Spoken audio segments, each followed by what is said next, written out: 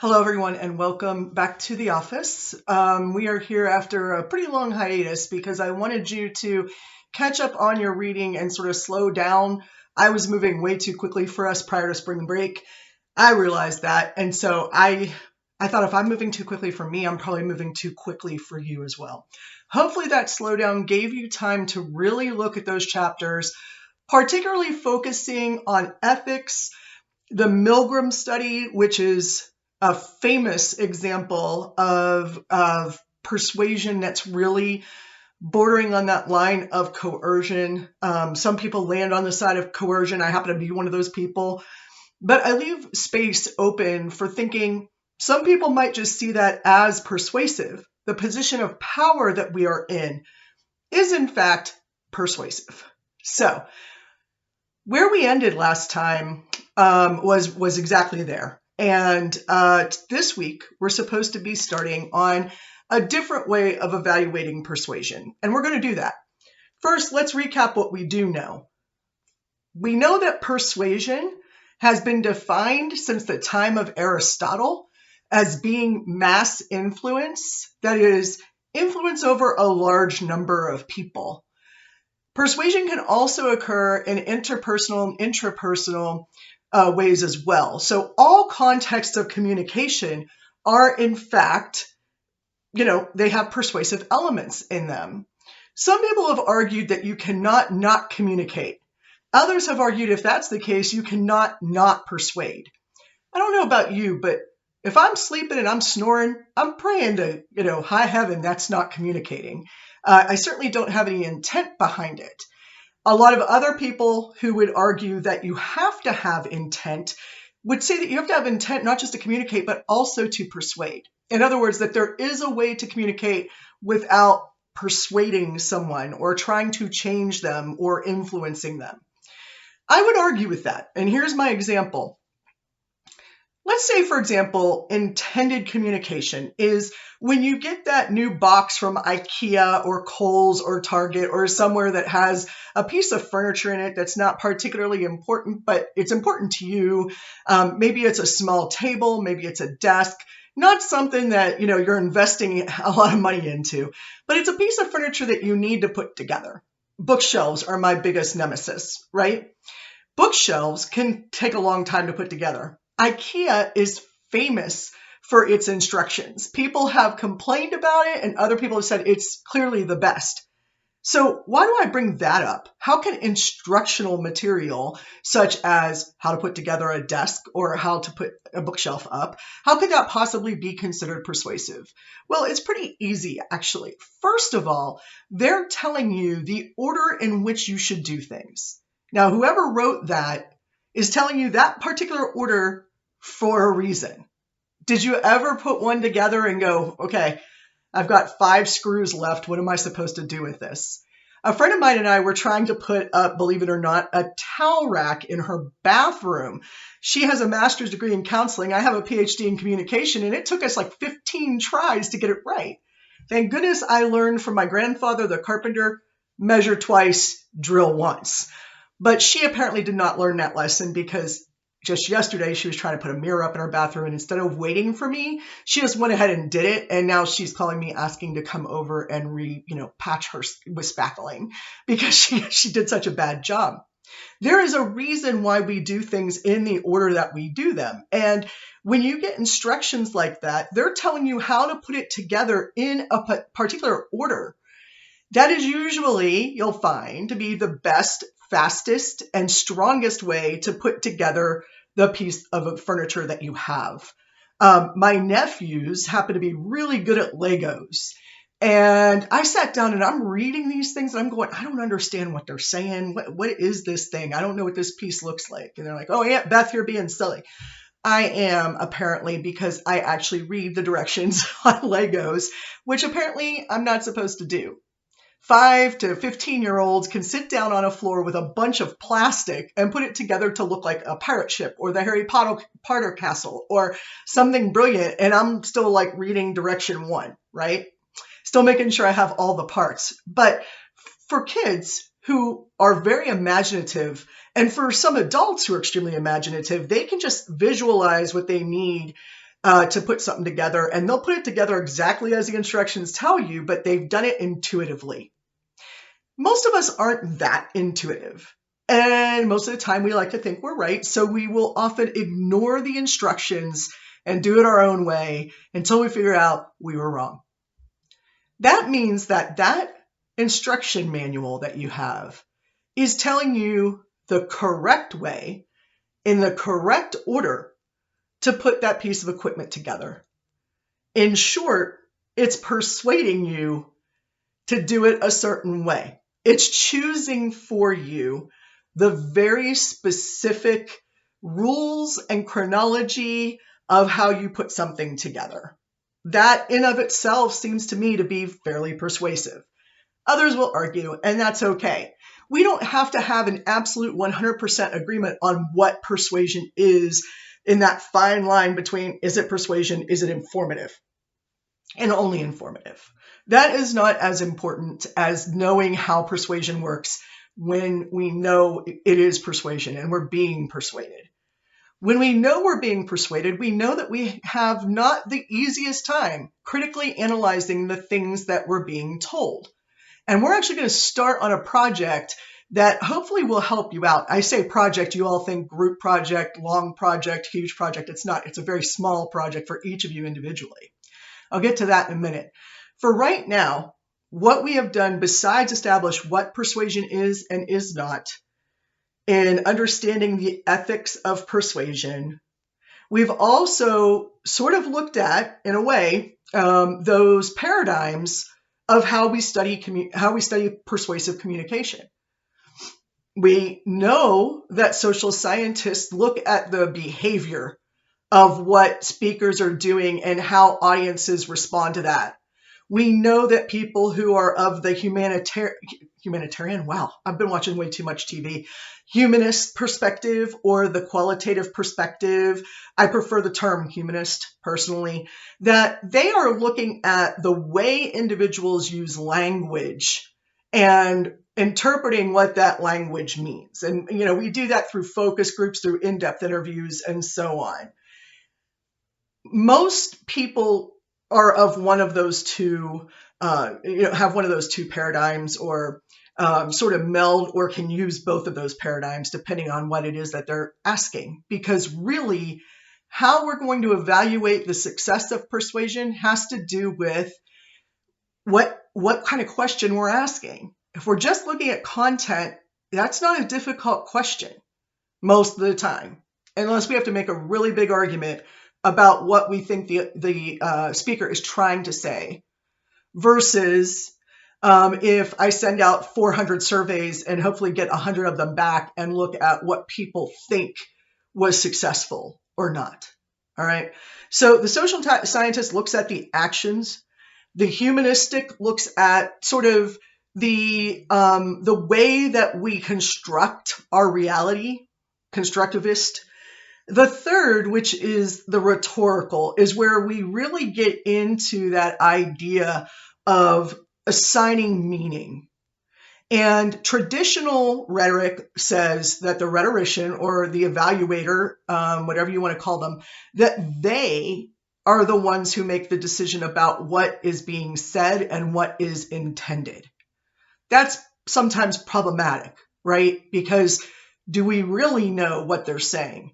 I would say that somebody who's been studying language construction for, a very long time probably can say something about language construction.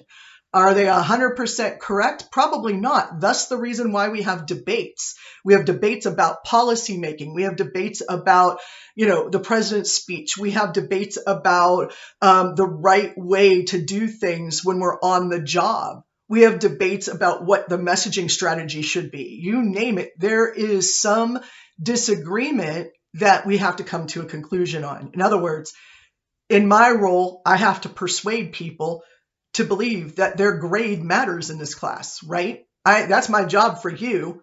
And my job is also equally important to give you the information that you need in order to be able to learn so that you can get an A, right?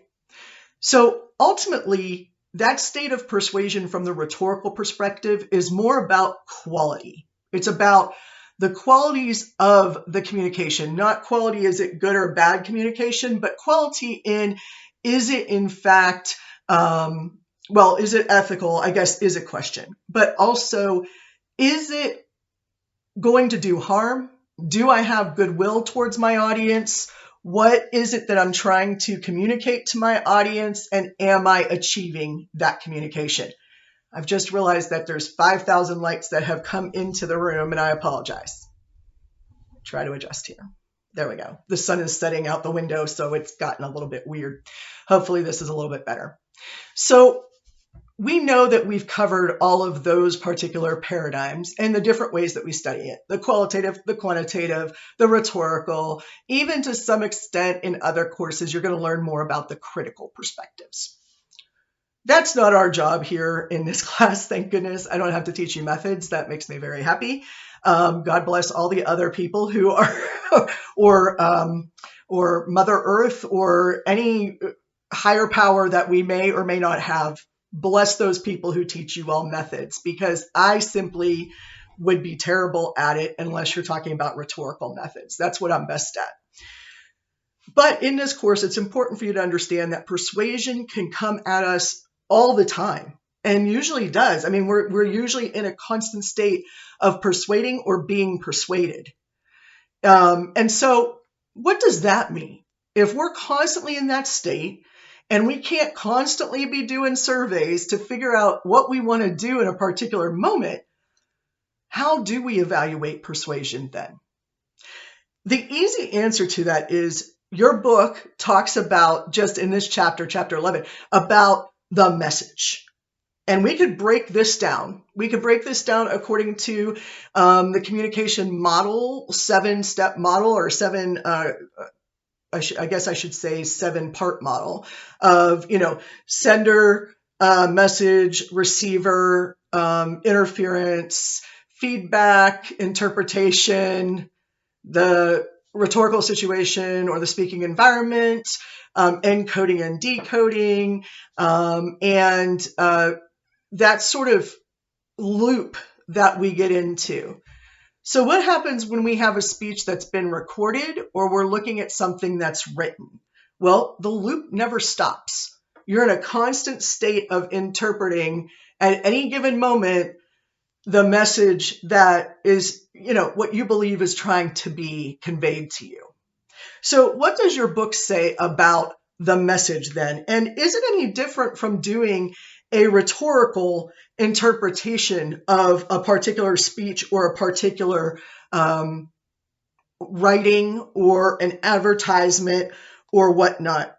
Well, it seems pretty obvious, as your book says, that it's important to understand the message. Now, as you know, probably by now in your scholarly career, there's no real way for us to stand there and both have the same exact thought at exactly the same time. Mainly because we're not two people coming to a communication experience in the same moment with all of the same sort of, I don't know if I want to call it baggage, but the same interpretations, the same experiences. We're not. We are two individuals coming with our own experiences with things, our own interpretations of the world, our own understanding of what should or should not happen in a communication context. And then we're trying to just basically get together. I'm not trying to make you see what I see. I'm trying to get us to a point where we have common ground, where we can share meaning. The definition of communication by Pearson and Nelson in 2000 is that it's the sharing, the creation, and the maintenance, basically. It's a process of sharing and maintaining meaning. Even if that means creating new meaning, if that means establishing meaning in the beginning, if that means that we have to clarify something, that we're constantly in a negotiation about that shared ground that gives us understood meaning, shared meaning. If that's the case, if that's what we're doing, then the rhetorical perspective makes sense. But for your book, we understand that there are multiple ways to evaluate persuasion. Now, we've learned about ELM, we've learned about credibility We've learned about propaganda. We've talked a little bit about the behavior studies. Well, you've read about the behavior studies with Milgram. So now what? Well, now we're going to break down the message, the sender, the receiver, all of those things that we mentioned earlier, and look at the whole picture and say, how do we evaluate this? So your book, as I said before, says, it's obvious that you need to know the meaning of the message or understanding the message. How do we do that? Well, there are several ways that we do that, and I'm not really sure about how your book presents this to you, if it makes a whole lot of sense. Hopefully it does. So if you look on, I don't know the page number, it's in chapter 11, table 11.1, it says that there are key message factors. One is conclusion drawing, one is message sidedness. No idea what that is. Thank you, Dr. Perloff. I have no idea. 3 is the order of presentation, primacy and recency. And finally is message content, which is evidence. Okay, that sounds right to me. Okay, what about it, right? That's the problem. So there are a couple of terms that you're being introduced to in this chapter. One of them is primacy and recency. A lot of people think that primacy and recency means that whoever speaks first will be paid more attention to in primacy, or whoever speaks last will be paid more attention to and more well remembered, as in recency theory. But that's not exactly what they're talking about. They're talking about the placement of your claims whenever you make an argument, which you're doing when you're trying to persuade people of something. You're taking a claim. You're providing evidence or data, and you're looking at the reasoning that links those two together. Like it or not, that's what we're doing. So when somebody says, oh, you're just trying to persuade me, I'll say, no, I'm trying to argue with you. If I get this back and forth, if I get two sides of the argument, that is only going to help us. Which, by the way, is what our founding fathers, as they say, actually wanted us to do. And I say founding fathers, but the more I read about our history, the more I'm starting to realize that they're partners in life, their friends in life, and their wives in life were actually suggesting, hey, maybe you should argue about it this way. Maybe you should say this. Don't you think this is also true? Nowhere is that bigger or more obvious or clearer than in the letters of Abigail Adams to John Adams before his presidency, of course. So it's important to recognize that throughout history, the letter writing, the debates that Washington forced Jefferson and Hamilton to have, for example, are all based on the idea that we don't just want what your book is calling a one-sidedness to your communication. This does not mean, oh, I have to present both sides fully in order for it to be fair. Let me give you an example. I decided in my silliness, I think I might have told you guys this, I'm not sure, that last Thursday I would host an all-ballot, all-candidate debate, or actually it was a meet and greet is what I said, and that's what it was, at the American Legion here in Nixa for Nixa municipal elections. School board, city council, ambulance district. I think those 3 were it. And I didn't want to invite the health district because I don't even know what that does. Do you? So I was like, I knew what the ambulance district did, or the fire district. I had them too. So I ended up sending out 13 invites to candidates, which was out of 19 on the ballot. I sent it to 13. And just the health district was the only one I didn't invite, that group of 4 people, which in a way was a good thing. But I said I was going to invite everybody on the ballot, and municipal elections are not supposed to be Republican and Democrat. They're not partisan in any way. They're not supposed to be partisan. But of course, we get that. I had somebody say, I want to be in on the planning of this because I know you're not going to do it fairly. And I'm like, I don't even know what that means. What does that mean? And he said, well, I only had one show up to something that out of 12 people I invited. And I'm like, okay, well, that's not a meet and greet. That's a one person experience. I'm not really sure what that does. I didn't want people to go there and argue. I wanted voters to be able to ask questions, to get that other side. Like, for example, we have a lot of book banning going on down here. How do you feel about book banning? And just because they're traditionally seen as a Republican or a Democrat doesn't mean I know how they feel about it on a school board or on a city council.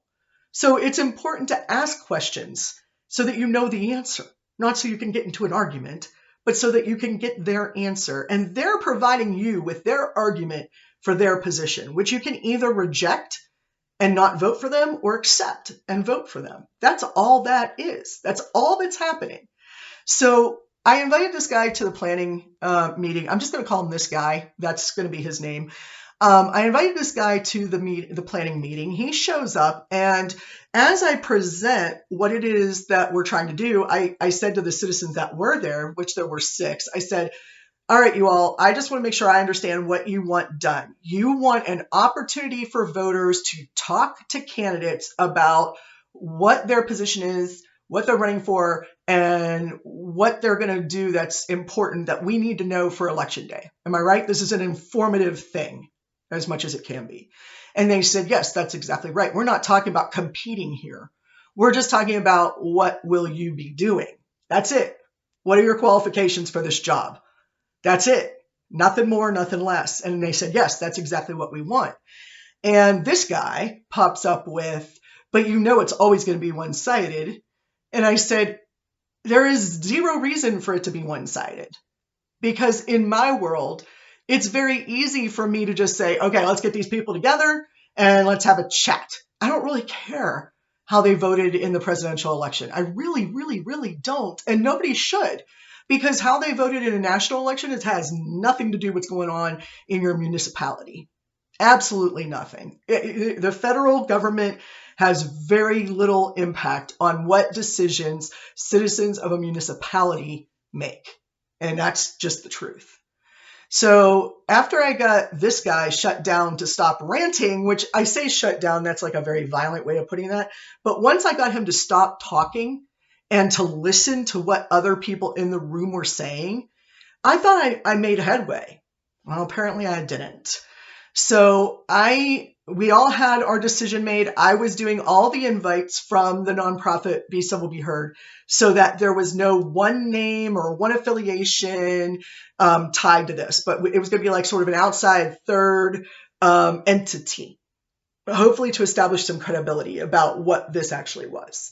So I did that, and I sent out the invites to everybody except the health district. So we were getting close to last week. I think it was Sunday night, and somebody asked, where are we at? And I said, well, I've got responses from 5 people that have said yes, which I considered pretty good, to be honest with you. I'm asking them to come on a Thursday night. You know, one guy, he's like, I really wish I could be there, but my wife's having our 5th child. And I'm like, yeah, seems like a good enough excuse to me. Like, I think you should go. Another guy said, oh, it's tax season, and I don't know that I can make it. Because I am just swamped at work. And ultimately he ended up making it, and on time, in fact, but I didn't know he was coming. So I said, there's 5 people coming that I know of. Some people hadn't answered. So I said, those people who have not responded yet, of which there were 6, I'm going to call these 3. Would somebody else mind calling these other 3? And what was irritating was that as we were having this discussion, which was on a Facebook group message, this guy decided to say, well, of all the people I invited all the people I'm supporting, and I haven't heard back from them yet. Wait a minute. You're inviting the people you're supporting, and that's it? Talk about one-sidedness, right? Talk about a bias. You're not going to talk to anybody but those people you support, and that's it, because that's the only people you want to have any publicity at all whatsoever, to have this opportunity. You only want your people. That right there is a persuasive element. And if you want to not have a persuasive influence over an event that you're planning or over your speakers, where you just want to have people come, it's not just about inviting Democrats and Republicans or this side and that side, pro and con. It's not just limited to that. It's about how you go about getting the message constructed to not be one-sided. I did not realize on Thursday night came up, actually had 7 out of 13 candidates show up. Actually 6 out of 13, because there was a 7th guy there. And my daughter was greeting everybody and giving them their name tags. And she's like, hey, I don't have a name tag for this guy. And I was like, oh. I was like, Leah, why not? What's going on? And she said, you didn't give me a name tag for him. And I was like, what? Oh, that's because he's on the health district ballot. How is he here? And so I signed him up, I made him a name tag real quick right there, which I was able to do. And I welcomed him and told him to go in and take a seat with the other candidates. He refused to sit with all of the other candidates. By the way, these are people of multiple persuasions. He wanted to sit with the people, with the voters in the general table area. And I said, you're welcome to sit wherever you like. That's fine. But what's that doing? Well, it's drawing attention, right? It's saying, I'm a candidate and I'm not up there. So that he could say, she wouldn't let me sit up there with the rest of the candidates. I was like, and I was just like, I'm not going to do that, right? I'm obviously not going to do that. So after I let all of the other speakers speak, not all the other ones, but the ones up front, I turned to him and one other person who came in late. She had a previous engagement, so she came in late, but she was sitting amongst the voters at the table. And I said, before we get to you guys, and they're like, oh no, this guy has to speak. And I said, I want him to speak. I am not stopping that. I need to go over and take care of something. I just want someone else to record his speech, because I recorded all of these speeches along, right? And so they did. And luckily that, there was no accusation flying or anything. But when that guy got up to speak, of course, I could hear it while my friend was recording it. I heard a lot of the things that this guy or that guy would say. And I was like, oh, wait a minute, I see what happened here. This guy went and invited someone from a ballot that we weren't even inviting. It made me feel like I suddenly was engaged in an unfair, or what is it they called it? One-sided sort of event, which I wasn't. There were other people of conservative leaning and liberal leanings. And again, it's not really something that affects municipalities, which you would hope that most people would understand. But guess what? That guy didn't even show up to the event. So my persuasion skills on the night of the planning meeting apparently were not very good. And apparently he decided that he wasn't even going to show up anyway. So he tried to impact our event, our citizen event, driven event, people who are from different political backgrounds and interests who got together to work together to not be one-sided. And he attempted to foil that. You see, the thing about a one-sided speech or writing or argument is that most of the time it's intended to be one-sided.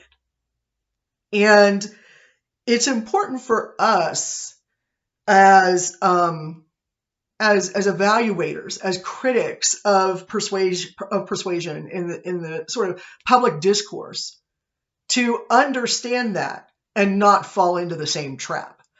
So when we're talking about message-sidedness, that can be really difficult. Now, your book actually says the first thing is conclusion drawing, which, okay.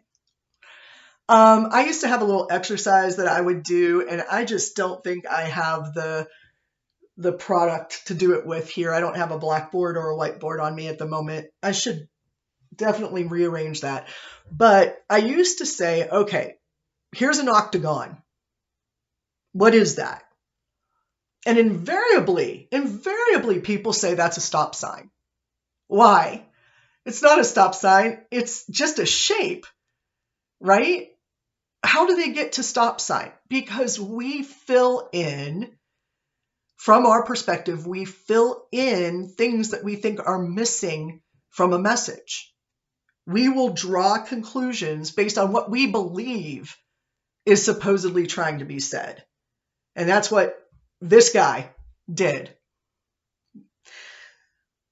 The next is the order of presentation. And this again goes back to that primacy and recency thing. And again, I want to emphasize primacy and recency is not just about when you spoke versus when others spoke, or what order things went in, but what order things go in your speech, so that you can lead people to share the same conclusion as you. People always talk to me about organization in a speech, and it drives me nuts because they're like, oh, I have spatial, organization, or I have chronological organization. But is that the best way to organize your argument? Are you leading your audience? Are you building with them the conclusion that you want them to come to? That's what arrangement means when we talk about classical rhetoric. Is it doesn't just mean being organized and having transitions. I mean, don't get me wrong, those are important. But it goes beyond that to mean that the order in which you say things, the order in which you present an argument will impact the way that your audience receives that argument. And if you can make it so that they follow your argument to the point that they get to the conclusion that you want them to get to, instead of like some random conclusion that they filled in, that's what primacy and recency is about. It's about what needs to come before and what needs to come last in order to get people to agree with you. All right. I'll let you read more about that in your book. Evidence is the second thing. And I just realized I really cut this table off when I told you I was going to talk about it. Evidence can occur in a multitude of ways, okay? One is the data that we normally think of.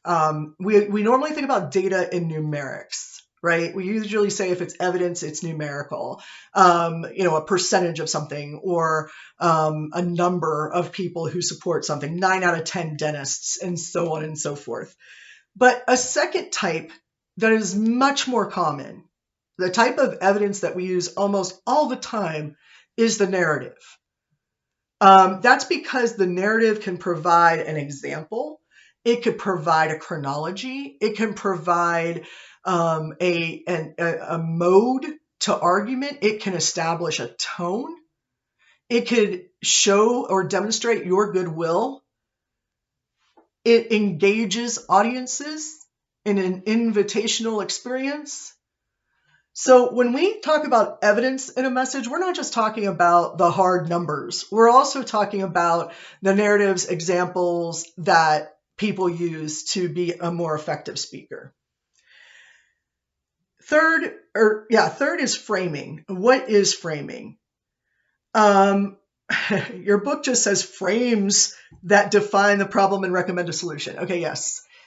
Framing is about how you decide to construct your message, what you emphasize is important, what you don't emphasize as much, what you want people to pay attention to, and what you just want to kind of skip over. And what way do you want them to look at this? I mean, when you take a picture and you put a frame around it, you're trying to say, okay, I want you to look at this from this perspective, right? Or I want you to look at it from this perspective, right? Or for me, just like right here, right? I want to make sure that you're looking down at me because I'm much cuter from the top. That's a given. Every photographer knows that, right? And if I tilt my head a little bit and I lean, you're going to see me in a better light, right?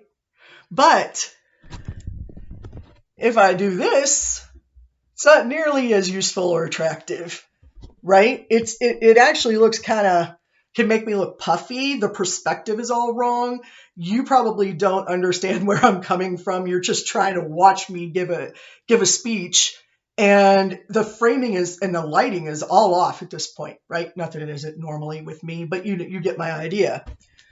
But if I put it here where I want it to be, where it's sort of looking down, no, that's a little too far down. It's sort of looking down, but it gives you a perspective of we're having a conversation. Most people are taller than me, even when I'm sitting down. So I know that most of you see me that way anyway. But, it's not so I could do duck face and be cute here, right? I'm framing what I want you to be able to see. You only see the part of my office that's organized. I don't show you the big mess that's over that direction, like way over in that corner. Why would I show that, right? I want you to see only certain things. We do the same thing with language. The examples that we choose, the language that we choose, whether we're using a sort of what my grandmother used to call 50-cent words. I think today we'd have to call them like $500 words, right? Like the big, long, complicated academic words. Are we talking in a more common style, conversational, invitational? What language are we choosing? All of that is about how we want to frame our argument. All right, so hopefully that helps a little bit there. Language. I feel like I'm teaching you COM 115 all over again. Like that's what it feels like to me with this. Speed of speech and other paralinguistic features, powerless versus powerful language or forceful speech, and intense language. I'm going to have you guys read what the difference is between forceful and intense. I may even ask you what the difference is between those two according to your book at some point in time. But obviously, how quickly you speak can really impact how much your audience not just hears, but can absorb. And I don't know about you. I find my voice grating. I hate it. Hate my voice. Every time I hear it, I hate it.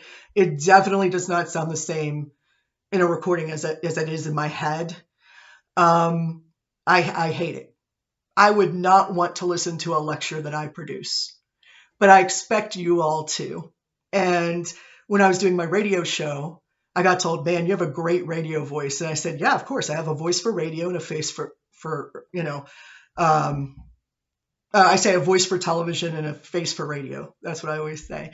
But, they would always say, oh, you sound good on the radio. And I'm like thinking, okay, well, sure. I don't think so. I have had professors who talk like this. It's not monotone, but it's slow.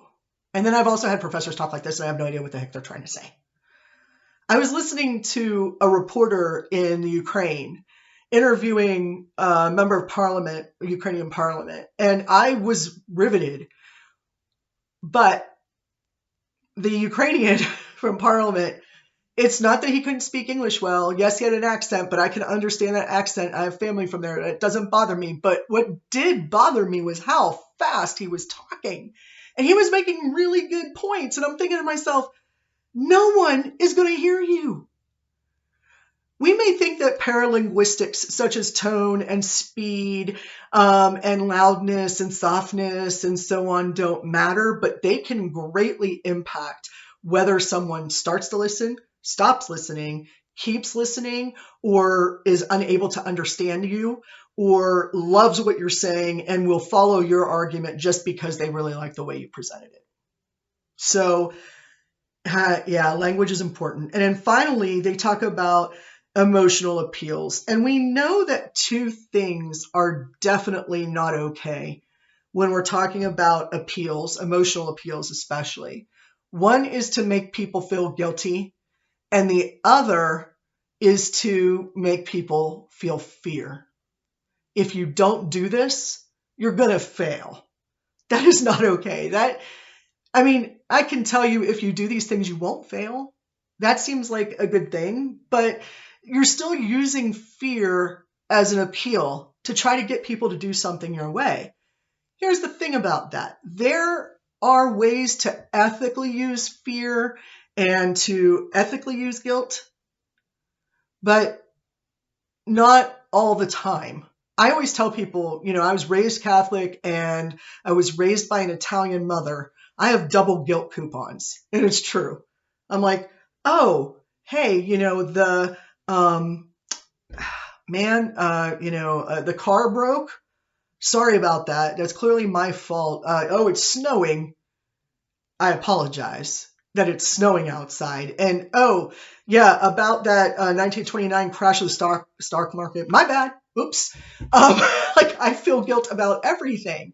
That's the running joke, right? But when we're working with persuasion, it's important that if we want to show goodwill and we want to be ethical in our presentation, we must avoid guilting people into doing things. I tell my son, he's 20, I tell him all the time, a lot of times he likes to use emotional manipulation, emotional blackmail to get what he wants. Not just from me. I mean, obviously I know when I see it, but he does it to his girlfriends. And I'm like, you kind of need to stop. That's not okay. Emotional blackmail is not okay. That is not the way to maintain a relationship, either romantic or with your audience when you're trying to make a point. So your book describes all of these in excruciating detail as well. So unfortunately, you're going to read a lot about it as well. And I just sort of summarized chapter 11 for you there.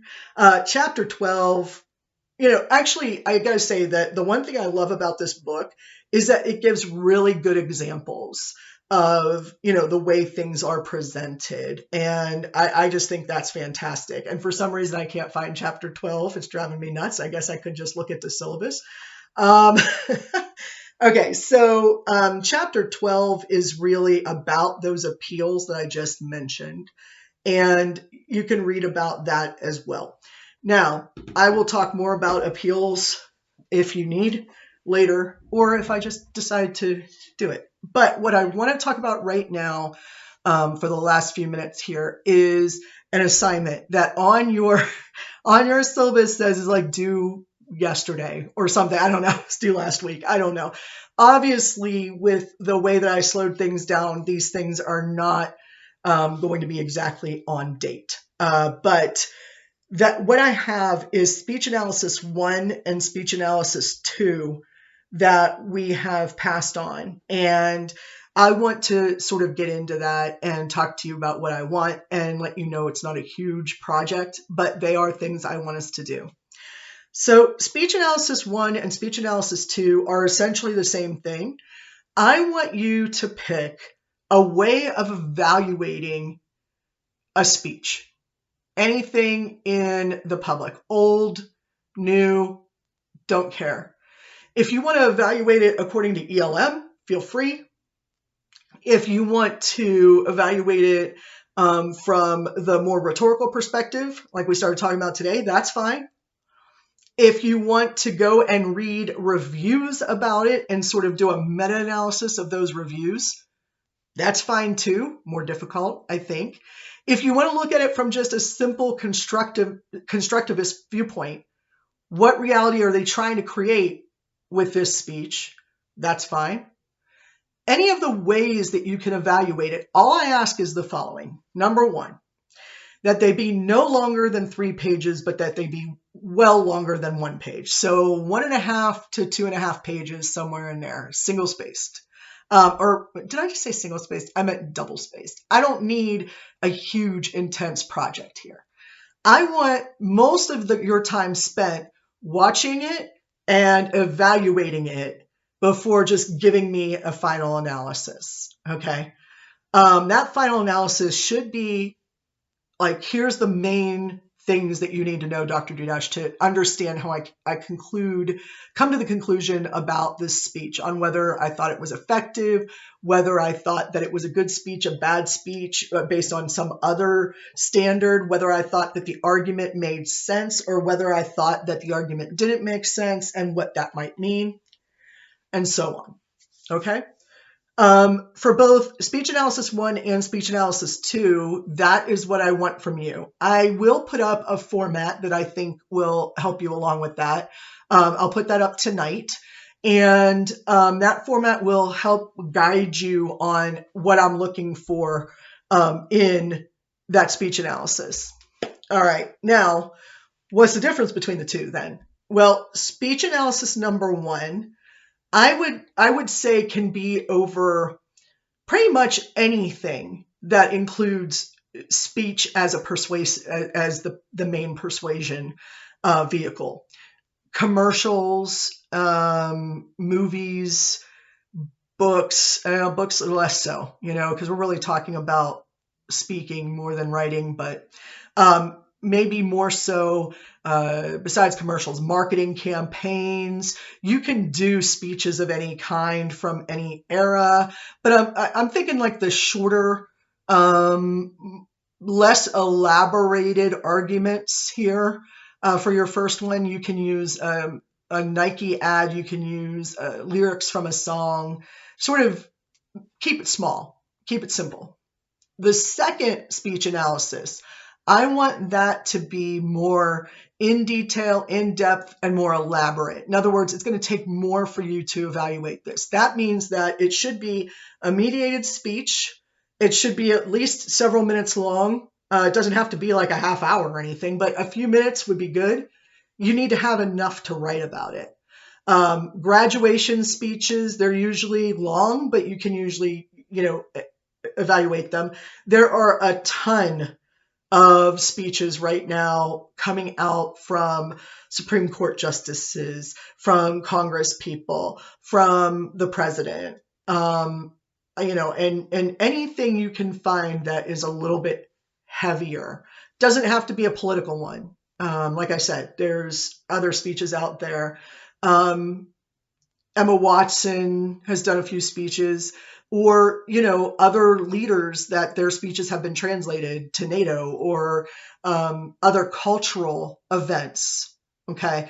If you really want to look at the royals and their, involvement in all the places that they ever colonized, go ahead. But honestly, I don't think you're going to find a whole lot there to write about. So, whatever it is, the more in-depth, more detailed speeches is what I'm looking for the analysis too. So analysis one is just kind of quicker and easier, or not easier necessarily, but maybe a less in-depth analysis, and speech analysis two is a more in-depth analysis. And really that's all I need. I'm not going to be evaluating you on the depth of them, like, I feel your analysis for number two was more in depth, or not, or I think number one was more in depth and somehow that gets you points taken off. That's not what I'm looking for here. I just want one of each. And when are those due is going to be your question. And my answer is going to be a terrible answer for a professor to give. That answer is, I need it before dead day. So dead day is that Friday, when classes end and your final week begins on Saturday. That Friday is called dead day a lot. And I mean, it was called that when I was in college. So, that's how people refer to it most of the time, because the university is dead. Not a lot of students there.